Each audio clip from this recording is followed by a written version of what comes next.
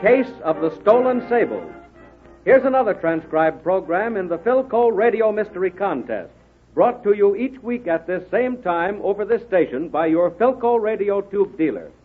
Here's another opportunity for you to win your share of $50,000 in cash prizes, awarded to the winners in this entirely new kind of radio contest. Big weekly cash prizes, tremendous grand prizes, cash, $50,000. Anybody anywhere can enter this Philco Radio Mystery Contest. Nothing to buy. Just go to your Philco Radio tube dealer and get your absolutely free copy of Philco Mystery Book Number 2. The case which Philco, the famous girl detective, is going to solve in a moment is the case of the stolen Sables. Listen to the program with your Philco Mystery Book Number 2, open to pages 10 and 11, if you already have a copy. Listen carefully. Take notes. Don't miss a single thing. You want to win. Let's see how good a detective you are. The scene opens in the living room of Phil's apartment. Tom Taylor has just brought Phyl home from the theater, and they are enjoying a late snack before Tom makes his departure. Hey, Phyl, this cheese is super colossal. I'm glad you like it. I made it myself. Even bored the holes. Hey, that gives me an idea of my next detective story. Listen to this. We open in the home of an old hermit who ekes out his living collecting the small bits of cheese that fall out when the holes are bored. Now, you see, this hermit has a pet zebra named Elmer. Who stop your nonsense.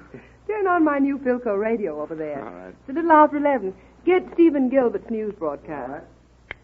Your own fault if you don't want to hear the plot of the great American novel. Will not defend his title again this year. Good. A baffling robbery took place this evening at the Wallace Fur Shop. $50,000 worth of sable coats were said to be missing. The crime was discovered by the owner of the shop, Mr. Theodore Wallace, Sr., who returned at 9 o'clock for some letters he had forgotten to mail. That is, my wife made him go back. As yet, the police have discovered no clues. The shop was protected by a burglar alarm, but no alarm was sounded. Detectives who made a thorough search failed to discover anyone lurking in the building. Are you planning a winter holiday? If so, don't fail to... That's very curious. I buy from Wallace's every now and then. All right. You don't have to tell me. I can read your mind. You're going to be at Wallace's Fur Shop in the morning. Oh. And you won't have to use force, Sheriff. I'll go along quietly.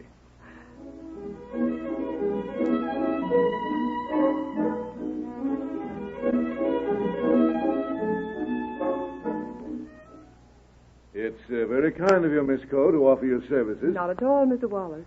My son, Theodore Jr., will be here in just a few moments. He and I share this second-floor office. I'll be glad to see him.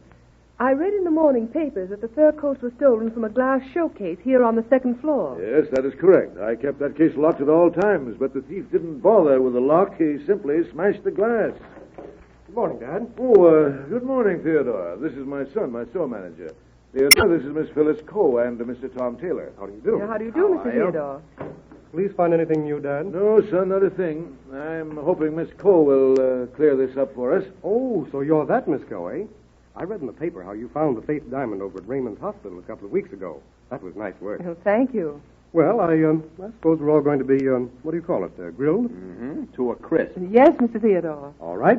Grill away. What would you like to know, Miss Coe? Well, I'm convinced this is an inside job. Now, who else besides Mr. Wallace Sr. carries keys to the building? Well, no one except myself. Ouch. Damaging admission. Where did you go last night after you left the store? Out to have a look at my polo ponies. Oh, but gosh, that's no alibi. Horses can't talk. No, Mr. Theodore, but they can eat, and I'm told that costs a great deal. Say, wait a minute. You're really getting serious. I suggest you question Patty, the janitor. He's always the last one to leave. Now, son, take it easy. Well, I don't know. She's practically accusing me, and I don't like it. If you want me, I'll be downstairs.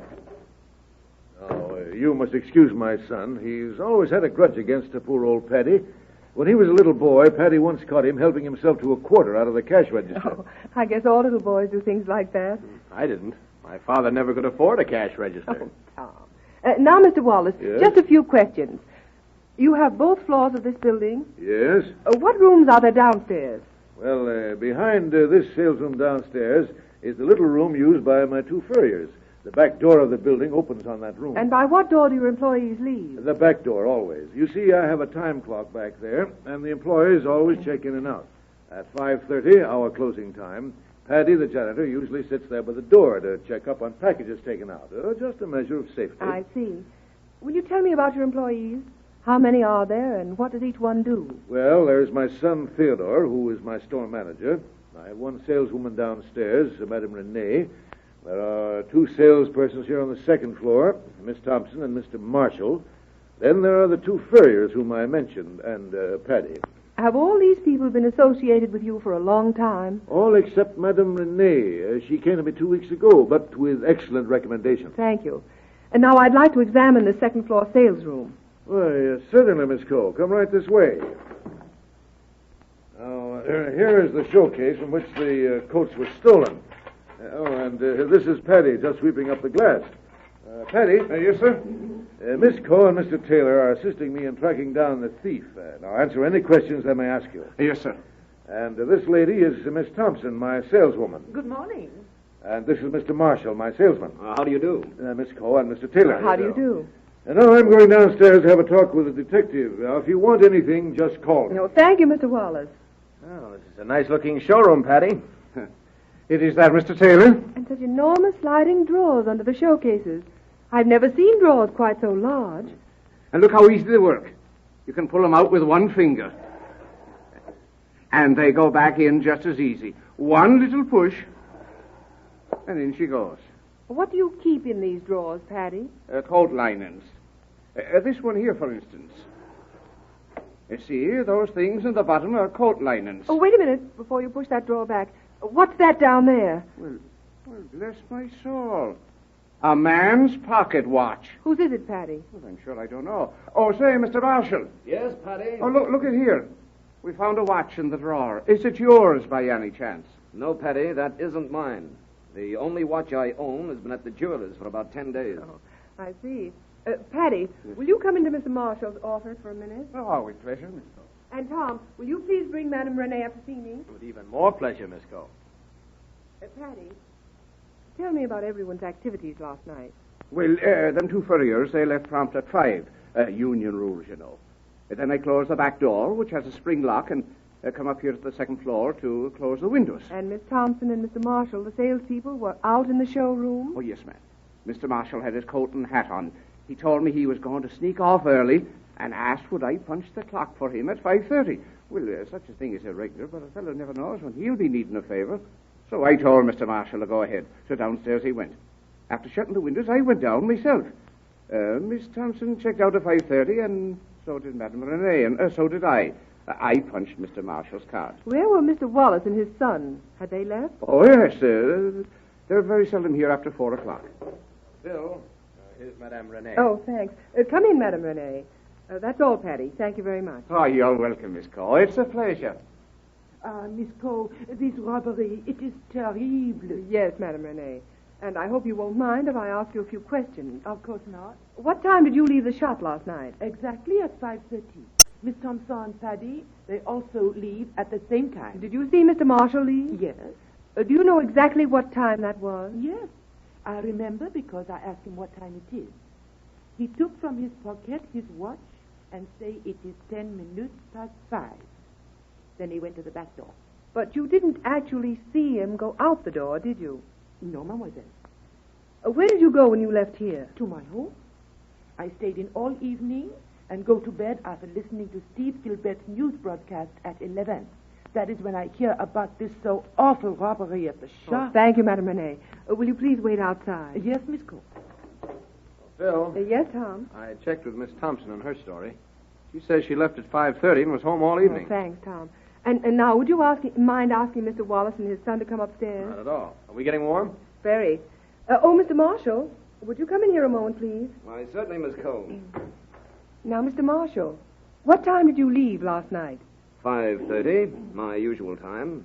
That's easy to check on, of course. You'll find that time stamped on my time clock record. Did you go out last evening after dinner? No. The fact is, I had a beastly headache. I simply lounged around the house. What time did you go to bed? Gosh, I don't know. Oh, yes, I do, too. I remember turning on the radio to catch Steve Gilbert's news broadcast. Same old dull stuff. After it was over, I went to sleep. And this morning, when I read about the robbery, I was shocked beyond words. Well, everyone's here now, Phil. Thanks, Tom. Well, Miss Coe, have you made any important discoveries? Yes, Mr. Wallace. Very important ones. I'm going to tell you first how this robbery was carried out. One of you stayed here in the store last night. The thief hid in one of the closets in the furrier's room until all the others had checked out. Then came back upstairs and smashed the glass showcase, carried the coats downstairs, and passed them out through one of the barred windows to an accomplice. The thief then settled down for a quiet night. But Mr. Wallace came back unexpectedly to get some letters he'd forgotten to mail. He discovered the robbery and called the police. Meanwhile, the thief, panic-stricken, hid in one of these large sliding drawers. This one, in fact. Hey, golly. That's the one we found the watch in. That's right, Paddy. And this morning, the thief found it fairly simple to walk downstairs and punch the clock when Paddy was upstairs. And now, Mr. Marshall, I'm afraid you're going to have to do without your watch for quite some time to come. Say, wait a minute. You can't pin this thing on me. Hold on there, Marshal. You take one step, and I'll wrap this mop handle around your thieving neck. Well, it looks as though you had me all right. Miss Cole, you're more clever than I'd heard you were. But maybe it was my own dumbness. If I hadn't lost that watch... The nerve of you. And you made me check out for you last night, too. Oh, thank heaven you dropped that watch. Or I might have been carted off to the hoosgow myself.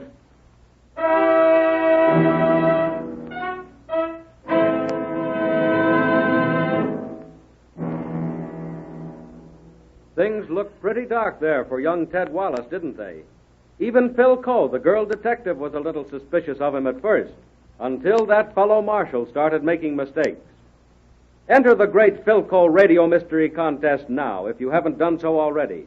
Keep trying every week, because every week there's a new program, a new contest, a new opportunity for you to win your share of the $50,000 in cash prizes awarded the winners in this contest where only skill counts. Your skill may win you a big weekly prize, maybe even one of the mammoth grand prizes. Some of you may not have your Philco Radio Mystery Book number 2 yet. Get it right away from your Philco Radio Tube dealer. It's absolutely free. Nothing to buy, you know. Next week at this time, over this station, your Philco Radio Tube dealer brings you another Philco mystery, another opportunity in this amazing $50,000 cash prize contest. Names of major winners in this week's contest will be broadcast as soon as possible on a following Philco Radio Mystery program. Wouldn't it be swell to hear your name announced? Remember, the case of the stolen Sables, which you've just heard, is the last mystery contained in the Philco Mystery Book number 2. Philco Radio Mystery Book number 3, with 4 more fascinating problems, is ready for you at your Philco Tube dealer store. Free. Get yours now. Before next week's broadcast, have your radio tubes checked. Replace the worn-out ones with Philco tubes. Don't let poor reception rob you of any opportunity to win your share of that $50,000 in cash prizes. Be all ready to win when Phil, the girl detective, brings you another mystery. Next week, this time, this station.